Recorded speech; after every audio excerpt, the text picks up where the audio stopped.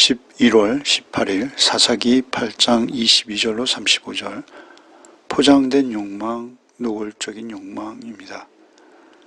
왕의 자리를 거절하는 기드온, 그러나 왕의 권력을 누리는 기드온을 볼 수 있습니다.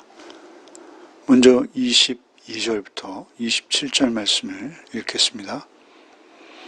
그때 이스라엘 사람들이 기드온에게 이르되 당신이 우리를 미디안의 손에서 구원하셨으니 당신과 당신의 아들과 당신의 손자가 우리를 다스려서 하는지라.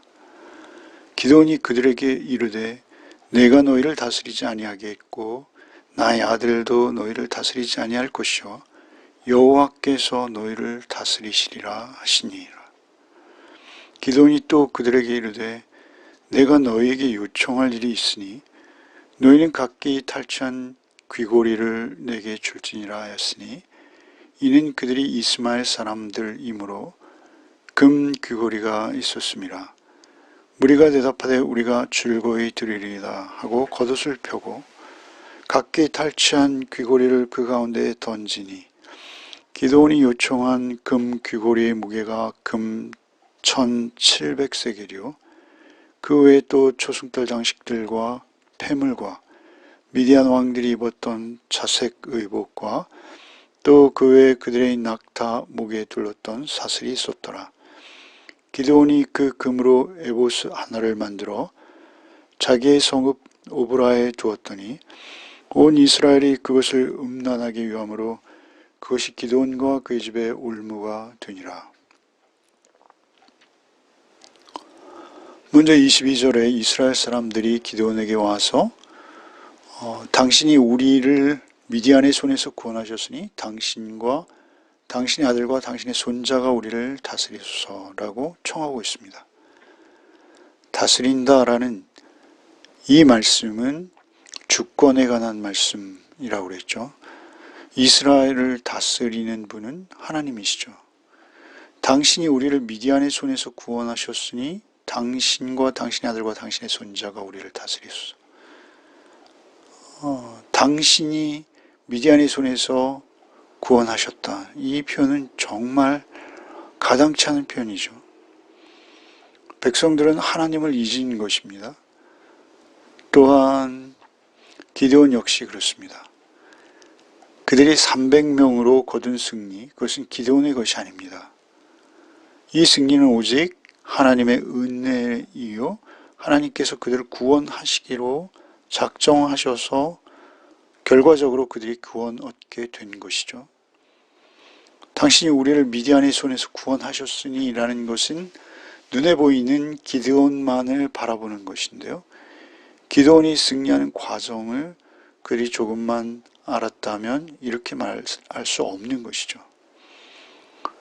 이에 대해서 기드온이 23절에 아주 정중히 겸손히 거절하는 듯하죠.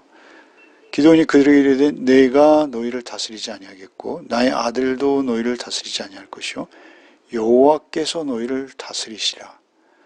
다스리는 것은 오직 하나님의 주권이라는 거죠. 하나님께서 우리를 다스리실 수 있는 유일한 분이시라는 것이죠.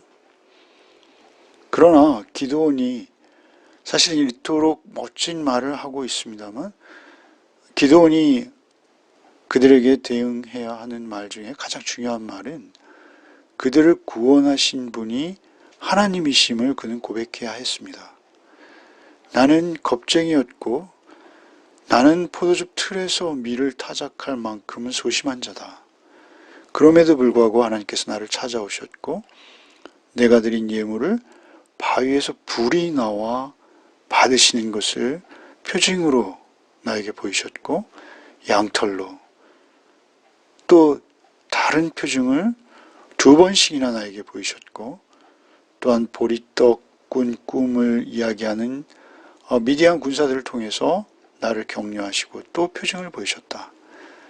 결국 이 모든 것이 하나님의 인도하시며 하나님의 주권 아래에서 일어난 하나님의 다스림, 하나님의 통치 안에서 일어난 일이다라는 것을 그들에게 고백해야만 했습니다.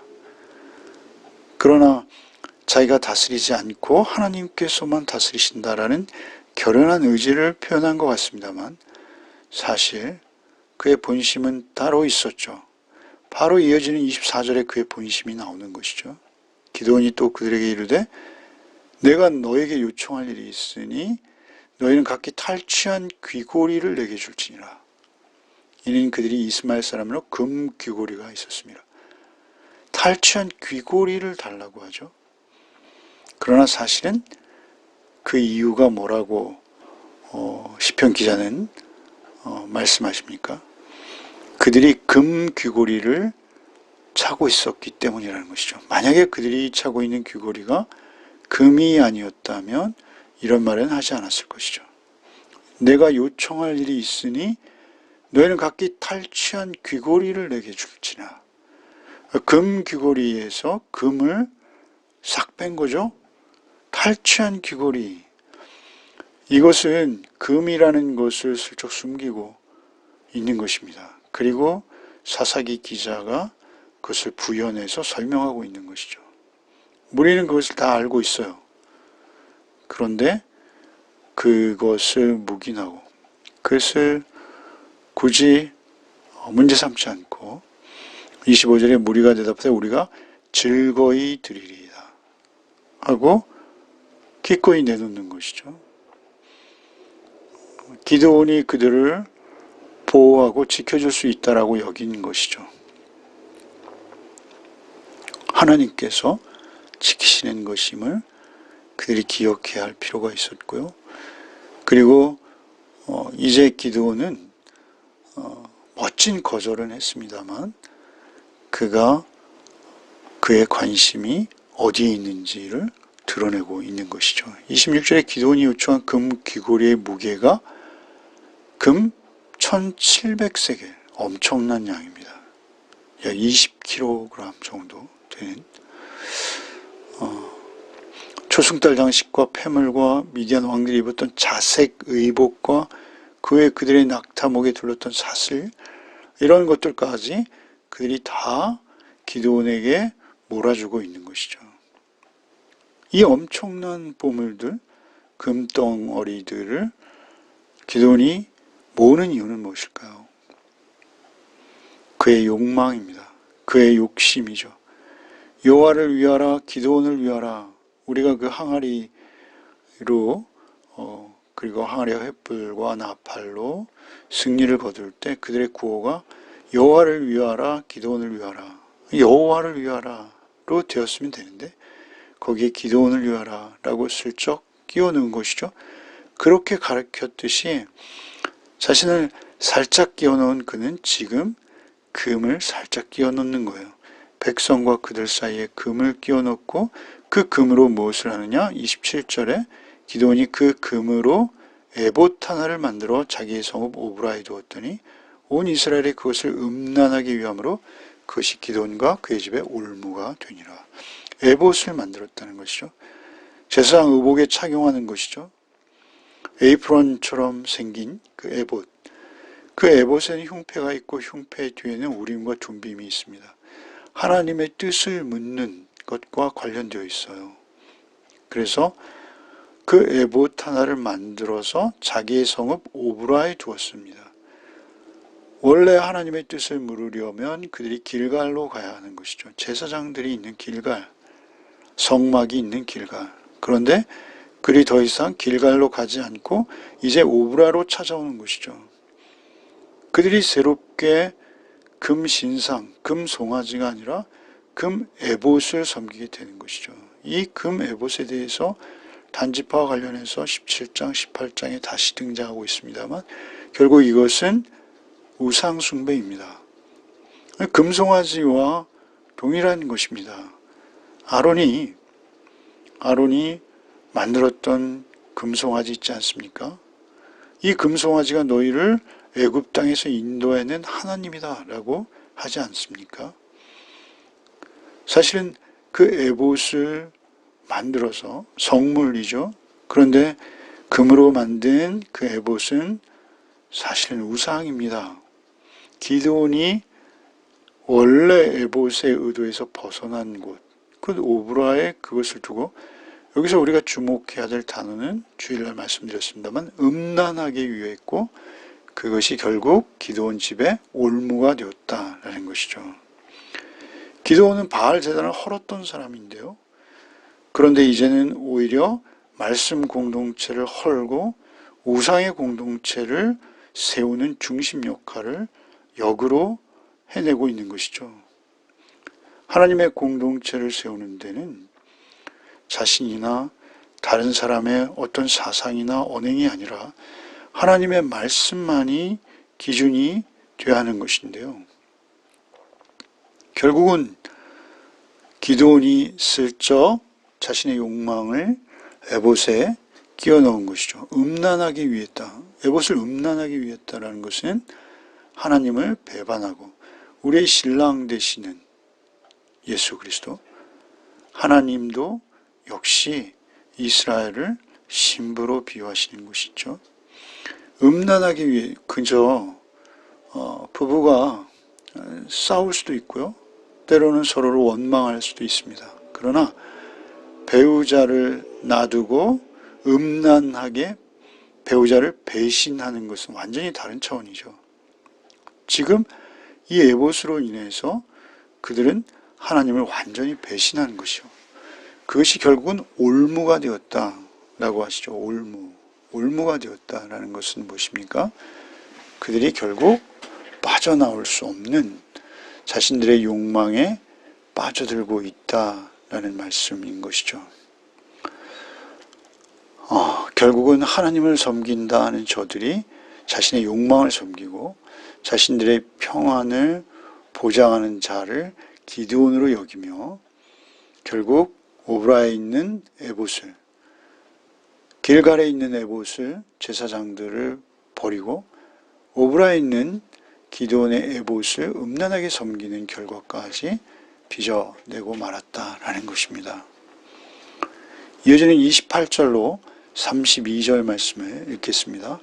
미디안이 이스라엘 자손 앞에 복종하여 다시는 그 머리를 들지 못하였으므로 기드온이 사는 40년 동안 그 땅이 평온하였더라. 요아스의 아들 여룹바알이 돌아가서 자기 집에 거주하였는데 기드온이 아내가 많음으로 그의 몸에서 낳은 아들이 70명이었고 세겜에 있는 그의 첩도 아들을 낳았으므로 그 이름을 아비멜렉이라 하였더라. 요아스의 아들 기드온이 나이가 많아 죽음에 아비에셀 사람의 오브라에 있는 그의 아버지 요아스의 묘실에 장사되었더라. 결국 기드온도 이제 그의 인생을 끝내고 있는 것이죠. 그 기드온이 사는 날 동안 그 땅이 평온했다라고 28절에 말씀하시죠. 사실은 하나님께서 주신 평안함이죠. 기드온이 준 것이 아닙니다. 하나님께서 주신 평온함입니다.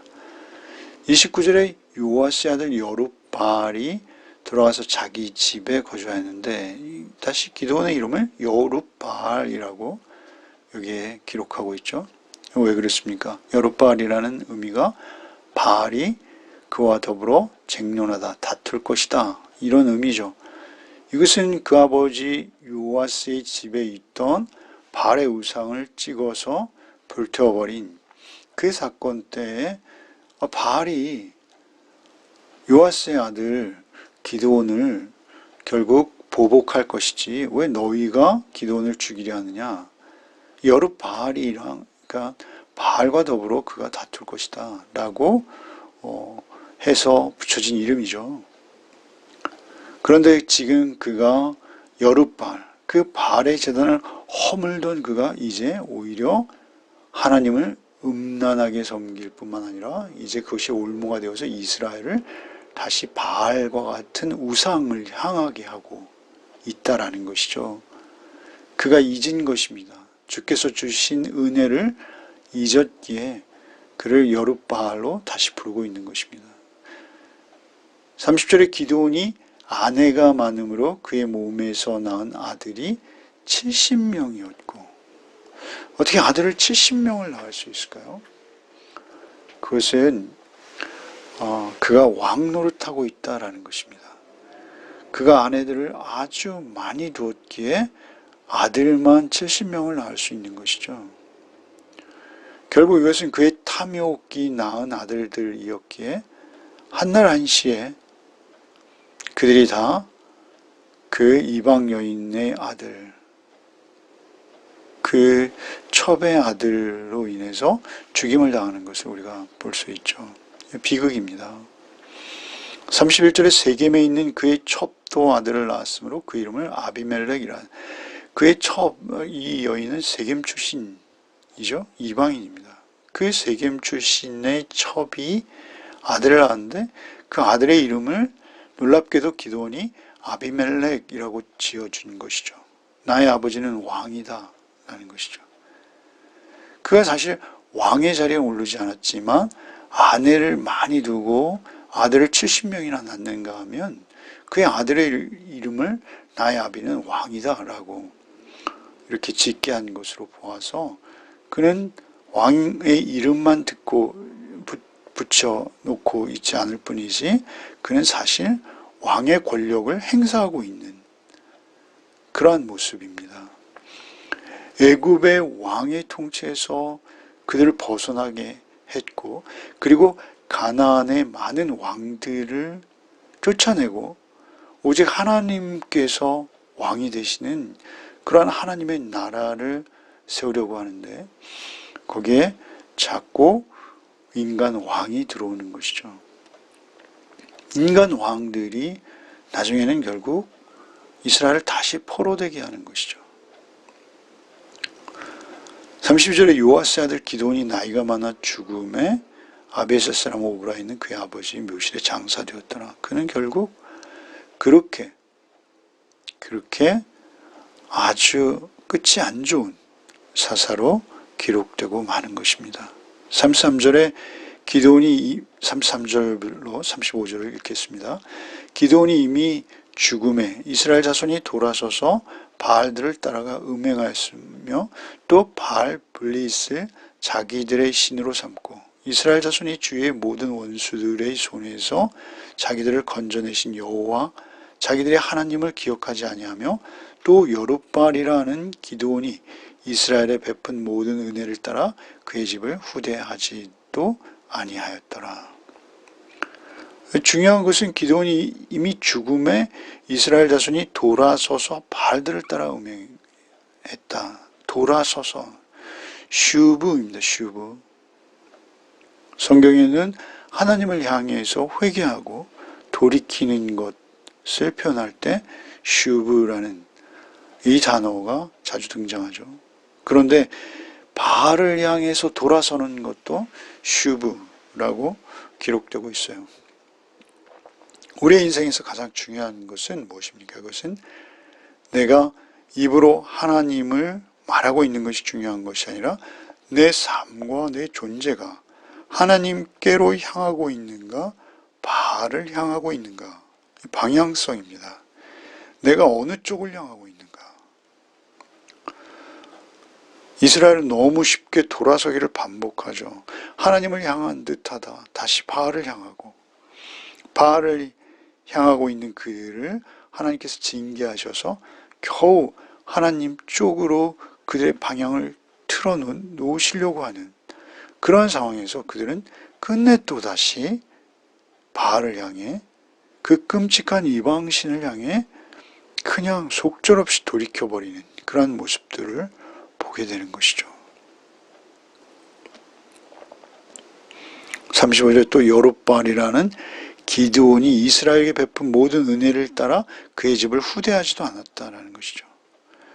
결국 그의 집이 이제는 이스라엘 백성들에게 아주 은혜를 입은 집이 아니라 그냥 예삿집이 돼버린 거예요. 그러니까 이제는 그들을 은혜로 좋게 대하지도 않는, 결국 백성들에게 이러한 대접을 받을 수밖에 없는 것은 결국 백성들이 우상 숭배로 가버렸다라는 것이죠. 우리의 지도자들이 결국 우상 숭배하도록 길을 열어 놓는다라는 것은 그 종말도 그 지도자의 종말도 결국 은혜를 기억할 줄 모르는, 감사할 줄 모르는 그러한 백성들로 만드는 것이요. 결국 그의 실제적인 권력, 권위, 돈, 권력 뭐 이런 것들이 없어지는 순간 그는 그냥 아무것도 아닌 게 되어버리는 것이죠.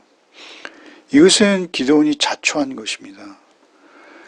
이제 이스라엘은 결과로 인해서 이제 다시 하나님의 징계에 빠지게 되는 것이죠. 이제는 어떤 외부의 적, 이방을 동원한 하나님의 징계가 아니라 이제 내부의 적이 그들에게 등장합니다. 탐욕을 쫓는 저들, 그들 가운데 이미 끔찍한 징계의 도구가 싹이 그들 가운데 이미 자라고 있는 것을 우리가 확인할 수 있죠. 기도하겠습니다. 주님, 우리 역시 눈에 안 보이는 하나님의 영으로, 성령으로 옷 입혀지기보다는 오히려 눈에 보이는 금으로 번쩍이는 에봇 입기를 열망하는 자들이 아닌지요. 주님, 오직 주께서 주신 말씀을 쫓아 겸손히 하루하루 주의 공의와 주의 사랑을 쫓아 살게 하여 주옵소서. 우리의 부족한 판단, 우리의 선택이 하나님의 공의와 사랑을 등지지 않도록 우리를 긍휼히 여겨 주옵시고, 오직 주 안에서 겸손히 낮고 낮은, 아니 죽었던 나를 찾아오셨던 주님의 은혜를 입은 자답게 우리의 삶을 주님 앞에서 살아내게 하여 주옵소서. 예수 그리스도의 이름 받들어 기도하옵나이다. 아멘.